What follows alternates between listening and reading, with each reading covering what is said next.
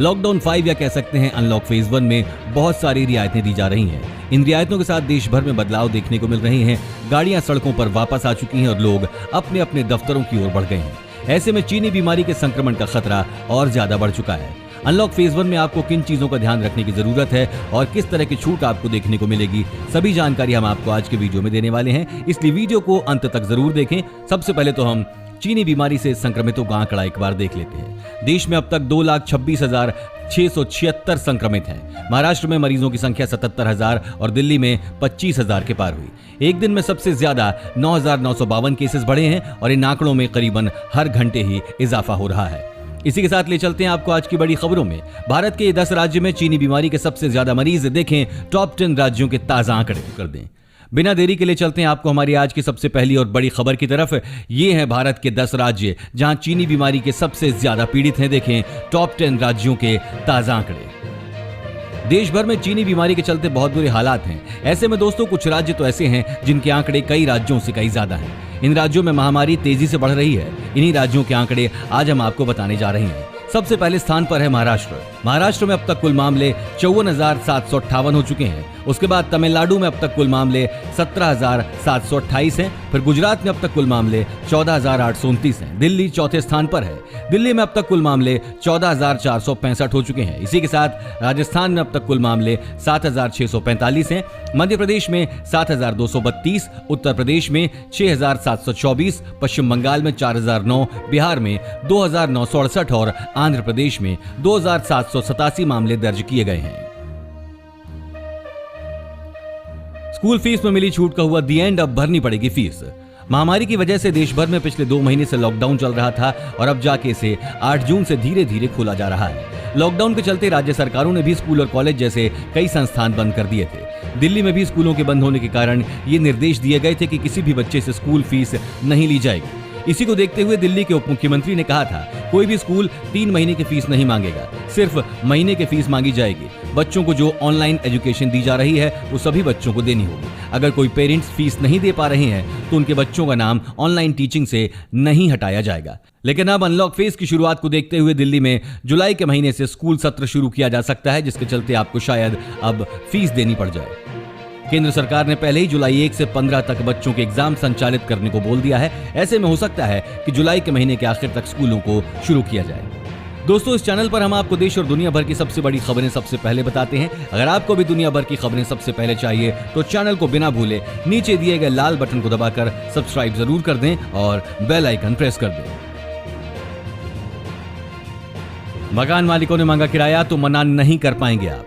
दोस्तों केंद्र सरकार के आदेशों के कारण किराएदारों को लॉकडाउन में किराया न देने की राहत मिली थी, लेकिन लॉकडाउन में काम न होने के कारण कई लोगों को पैसे की किल्लत के चलते दिक्कतें आ रही थी और इसलिए सरकार ने लॉकडाउन में किराया लेने पर पाबंदी रखी थी। लेकिन अब शायद आपको दोबारा किराए का भुगतान करना पड़ सकता है। जी हाँ दोस्तों, लॉकडाउन को खोला जा रहा है और अब लोग वापस अपने कामकाज को बढ़ा रहे हैं। इसी सिलसिले में सरकार जल्द ही आदेश दे सकती है। हालांकि इसके ऊपर अभी निर्देश आने बाकी हैं। इस वीडियो को देखते रहिए दोस्तों, क्योंकि आगे आने वाली है बहुत बड़ी खुशखबरी। सस्ती हो गई खाने पीने की ये चीजें, आम आदमी को फायदा। चीनी बीमारी की दवा खोली है पुणे की कंपनी ने। अब पूरी दुनिया को बचा लेगा भारत। महामारी को रोकने के लिए जहां दुनिया भर की कंपनियां वैक्सीन बनाने में लगी हैं, वहीं पुणे आधारित फार्मा कंपनी नोवोलिड ने महामारी के इलाज में कारगर दवा बनाने का दावा किया है। नोवोलिड का कहना है 2200 दवाओं पर रिसर्च करने के बाद उसके वैज्ञानिकों की टीम ने 3 ऐसी दवाएं खोजी हैं जिनके जरिए मरीजों को ठीक किया जा सकता है। कंपनी ने इन दवाओं का ट्रायल मरीजों पर करने की अनुमति drug controller general of India से मांगी है। नोवोलिड फार्मा के वैज्ञानिक सुप्रीत देशपांडे ने बताया कि हमने 2200 दवाओं पर रिसर्च किया। इसके बाद उनमें से 42 दवाएं अलग की गई। इनमें से चीनी बीमारी के संक्रमण कम करने में 3 दवाएं सबसे कारगर पाई गई हैं। उन्होंने दवा के नाम का खुलासा नहीं किया, लेकिन ये जरूर बताया कि इसमें हाइड्रोक्सीक्लोरोक्वीन शामिल नहीं है। देशपांडे ने कहा कि उचित समय पर दवा के नाम की घोषणा करेंगे। स्कूल खुलते ही छात्र हुए संक्रमित, पूर्व सीएम ने कहा 2 महीने और बंद रखना चाहिए। दोस्तों एक चौंकाने वाली खबर सामने आई है। कर्नाटक के पूर्व मुख्यमंत्री सिद्धारमैया की माने तो दुनिया के कई देशों में स्कूल दोबारा खोलने के बाद बच्चों को महामारी संक्रमण हो गया है। दरअसल कर्नाटक के नेता सिद्धारमैया ने राज्य सरकार को सलाह दी है अभी कम से कम 2 और महीने स्कूलों को न खोलना ही सही कदम होगा। इसके लिए उन्होंने फ्रांस, ब्रिटेन और इटली का उदाहरण दिया है, जहां स्कूल दोबारा खोले जाने के बाद कई छात्र छात्राएं संक्रमित हो गए। इसलिए उन्होंने कर्नाटक के मुख्यमंत्री BS येदियुरप्पा और प्राइमरी व secondary education minister Suresh Kumar को स्कूल खोलने को लेकर जल्दबाजी में कोई भी फैसला न करने की सलाह दी है। बहुत बड़ी खुशखबरी, सस्ती हो गई खाने पीने की ये चीजें, आम आदमी को फायदा। महामारी की वजह से मौजूदा समय में देश भर में लॉकडाउन है। इन सब के बीच आम आदमी को महंगाई से बड़ी राहत मिलती हुई दिखाई पड़ रही है। मीडिया रिपोर्ट्स के मुताबिक पिछले 1 महीने के दौरान बेहद जरूरी खाद्य वस्तुएं जैसे आटा, दाल, चावल, आलू और प्याज के दाम में गिरावट दर्ज की गई है। मीडिया रिपोर्ट्स के मुताबिक रबी फसल का उत्पादन बेहतर रहने से कीमतों पर दबाव देखने को मिला है। प्राइस मॉनिटरिंग सेल के ताजा आंकड़ों के अनुसार उड़द दाल का दाम 114 रुपए प्रति किलोग्राम से घटकर 108 रुपए हो गया है। पिछले 1 महीने में मूंग की दाल का दाम भी 5 रुपए प्रति किलो तक सस्ता हो चुका है। टमाटर की कीमतों की बात करें तो 1 महीने में इसके दाम में 12 रुपए प्रति किलो की गिरावट दर्ज की गई है। जानकारों का कहना है कि रबी फसल का रिकॉर्ड उत्पादन होने और एक्सपोर्ट बंद होने की वजह से कीमतों में गिरावट देखी जा रही है। इसके अलावा महामारी की वजह से मांग में गिरावट दर्ज की जा रही है। इसी के साथ देखेंगे दोस्तों, फोन पे ने निकाली बम्पर वैकेंसी, नौकरी तलाश करने वालों के लिए अच्छी खबर। वहीं दोस्तों, एटीएम में होने जा रहा है ये बड़ा बदलाव, जानिए कैसे निकलेंगे पैसे। महामारी का संक्रमण एटीएम मशीन के संपर्क में आने से भी फैलने का खतरा है। अगर किसी संक्रमित व्यक्ति ने एटीएम को हाथ लगाया तो उसके बाद मशीन को छूने वाले लोगों में चीनी बीमारी फैल सकती है। मीडिया रिपोर्ट्स के मुताबिक एटीएम टेक्नोलॉजी पर काम करने वाली कंपनी AGS ट्रांजेक्स टेक्नोलॉजी ने एक नई मशीन तैयार की है, जिसके जरिए ग्राहक अपने मोबाइल ऐप से QR कोड को स्कैन करके बिना एटीएम बटन दबाए ही कैश निकाल सकेंगे। अब कई बड़े बैंक महामारी को ध्यान में रखते हुए कॉन्टैक्टलेस एटीएम मशीन ला रही हैं। इन एटीएम मशीन्स में ग्राहकों को एटीएम मशीन नहीं छूने की जरूरत होगी, यानी बिना कोई चीज छुए ही ग्राहक अपने फोन के जरिए कैश निकाल पाएंगे। मास्क पहनने को लेकर WHO ने जारी की नई गाइडलाइंस, आप भी जानिए। विश्व स्वास्थ्य संगठन ने शुक्रवार को महामारी के दौरान मास्क पहनने की गाइडलाइन को अपडेट करते हुए कहा कि लोग भीड़ भाड़ वाली उन जगहों पर मास्क पहने जहां चीनी बीमारी काफी ज्यादा फैली हो, क्योंकि ये घातक वायरस फैलता जा रहा है। ऐसे में WHO ने यह भी बताया है कि किसे मास्क पहनना चाहिए, कब पहनना चाहिए और ये मास्क किसका बना होना चाहिए।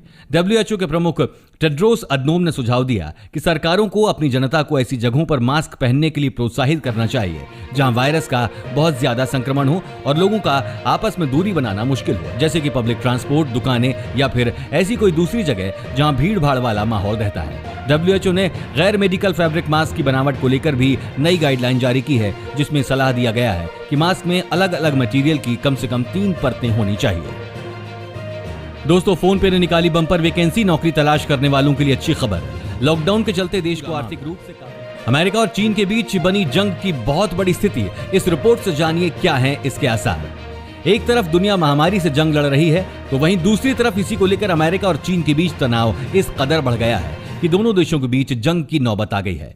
अमेरिकी रक्षा विभाग पेंटागन की रिपोर्ट के मुताबिक 2020 में अगर अमेरिका चीन में तनाव की स्थिति पैदा होती है तो फिर उस तनाव से दोनों देशों के बीच जंग होती है, तो इस जंग में अमेरिका को हार का सामना करना पड़ सकता है। इसका कारण है 1 लाख से ज्यादा लोग महामारी से मर चुके हैं। अरबों डॉलर की संपत्ति अश्वेत जॉर्ज फ्लॉयड की मौत के बाद प्रोटेस्ट को रोकने में चली गई है। ट्रॉपिकल तूफान से मध्य अमेरिका के हिस्सों में खौफ बना हुआ है, मगर अमेरिकी राष्ट्रपति अपनी एक आंख बंद करके निशाना सिर्फ चीन पर लगाए हुए हैं। ट्रंप ने पहले समंदर में चीन को घेरने की कोशिश की, फिर उस पर आर्थिक प्रतिबंध लगाए, लेकिन अब जब खुद अमेरिका के अंदर से ही जो रिपोर्ट बाहर निकली है वो अमेरिका के लिए अच्छी नहीं है, क्योंकि खुद अमेरिकी रक्षा विभाग ये मानकर चल रहा है कि चीन के साथ जंग घाटे का सौदा है। वहीं दोस्तों, अब जियो दे रहा है अपने ग्राहकों को 1 साल के लिए बड़ा तोहफा। क्या है ये?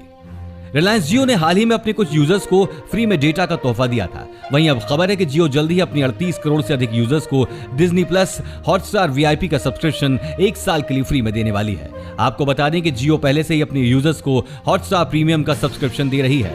वहीं ये पहला मौका होगा जब जियो अपने ग्राहकों को 399 रुपए की कीमत का 1 साल के लिए डिज्नी प्लस हॉटस्टार VIP का सब्सक्रिप्शन फ्री में देगी। वहीं इसका सब्सक्रिप्शन मिलने के बाद जियो के यूजर्स फ्री में कई बड़ी फिल्में, किड्स कंटेंट, हॉटस्टार स्पेशल और क्रिकेट मैच देख सकेंगे। विजय माल्या कर रहा है भारत के पैसे वापस, जानिए पूरा मामला। लॉकडाउन के बीच भगोड़े शराब कारोबारी और बंद हो चुकी किंगफिशर एयरलाइंस के संस्थापक विजय माल्या को अगले कुछ दिनों में कभी भी भारत लाया जा सकता है।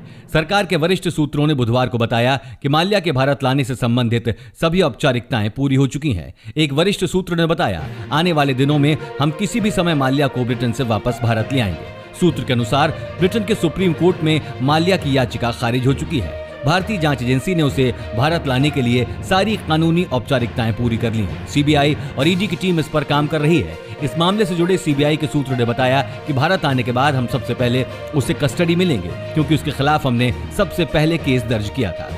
और आगे देखेंगे 15 जून से नहीं होगा आपकी गाड़ी का चालान, जानिए चीन और भारत के बीच सीमा विवाद पर होगी बातचीत, जाने कब दूर होगा तनाव। भारत और चीन के बीच सीमा पर तनाव को खत्म करने के लिए शनिवार को दोनों देशों के बीच लेफ्टिनेंट जनरल स्तर की बातचीत हो रही है। दोनों देशों के बीच ये ताजा सीमा विवाद पिछले 1 महीने से चल रहा है। ये विवाद मुख्य तौर पर लद्दाख के पेंगोंग झील और पूर्वी लद्दाख की गलवान घाटी के संवेदनशील इलाकों को लेकर है। दोनों देशों के बीच लेफ्टिनेंट जनरल स्तर की ये बातचीत भारत की पहल पर हो रही है। इसलिए बैठक का पहला दौर भारत और चीन के बीच वास्तविक नियंत्रण रेखा के पास चुशूल मोल्दो पर स्थित भारतीय बॉर्डर पॉइंट मीटिंग हट में हो रहा है। इस बैठक में भारत की ओर से लेह स्थित भारतीय सेना की 14वीं कोर के commander lieutenant general Harinder Singh शामिल हुए। जमातियों का भारत में आना बंद, केंद्र सरकार ने उठाया ये बड़ा कदम। भारत में महामारी को तेजी से फैलाने के लिए सबसे ज्यादा जिम्मेदार अगर किसी को ठहराया जाता है तो वो है तबलीगी जमात। इसे देखते हुए भारत में तबलीगी जमात की गतिविधियों में शामिल 2500 विदेशी नागरिकों के भारत आने पर 10 साल के लिए बैन लगा दिया गया है। केंद्रीय गृह मंत्रालय ने अप्रैल महीने में तबलीगी जमात के 960 विदेशी नागरिकों को ब्लैकलिस्ट कर दिया था। साथ ही इनके वीजा को भी रद्द कर दिया गया था। भारत में संक्रमण के बीच दिल्ली के निजामुद्दीन में तबलीगी जमात के लोग बड़ी संख्या में जुटे थे। उनकी वजह से अन्य लोगों में भी चीनी बीमारी बहुत ज्यादा संख्या में फैल गई थी। 15 जून से नहीं होगा आपकी गाड़ी का चालान, जानिए पूरी खबर। 15 जून से अब लखनऊ में वाहनों का केवल ई चालान किया जाएगा। 15 जून से व्यवस्था पूरे प्रदेश में लागू हो जाएगी। इसके तहत जिस वाहन का ई चालान किया जाता है उस वाहन के मालिक के मोबाइल पर तुरंत एसएमएस के जरिए सूचना दी जाती है। सभी 10 जिलों में योजना की सफलता के बाद प्रदेश के सभी जिलों में नागरिक पुलिस, यातायात पुलिस और राजकीय रेलवे पुलिस यानी जीआरपी की तरफ से ई चालान की कार्रवाई शुरू की गई। मार्च 2020 में डाक खर्च के लिए सभी जिलों को धनराशि उपलब्ध कराए जाने के बाद 15 जून से मैनुअल चालान पूरी तरह बंद कर दिया जाएगा। अब नागरिक पुलिस, यातायात पुलिस और जीआरपी द्वारा केवल ई चालान किया जाएगा। दोस्तों, आपको क्या लगता है, लॉकडाउन में मकान मालिकों को किराया लेना चाहिए या नहीं? अपना जवाब नीचे कमेंट में जरूर बताएं। इसी के साथ दोस्तों 8 जून से मॉल, होटल और धार्मिक स्थलों को लेकर सरकार ने जारी की नई गाइडलाइंस। लॉकडाउन 5 या अनलॉक 1 20 जून तक देश में लागू है। हालांकि केंद्र सरकार ने इसमें कई तरह की छूट दी है। अब केंद्र सरकार ने होटल, रेस्टोरेंट, मॉल, धार्मिक स्थलों और दफ्तरों को लेकर नए सिरे से गाइडलाइन जारी की है। तो बिना भूले हमारे चैनल को नीचे दिए गए लाल बटन को दबाकर सब्सक्राइब जरूर कर दें और साथ ही बेल आइकन प्रेस करना ना भूलें। धन्यवाद।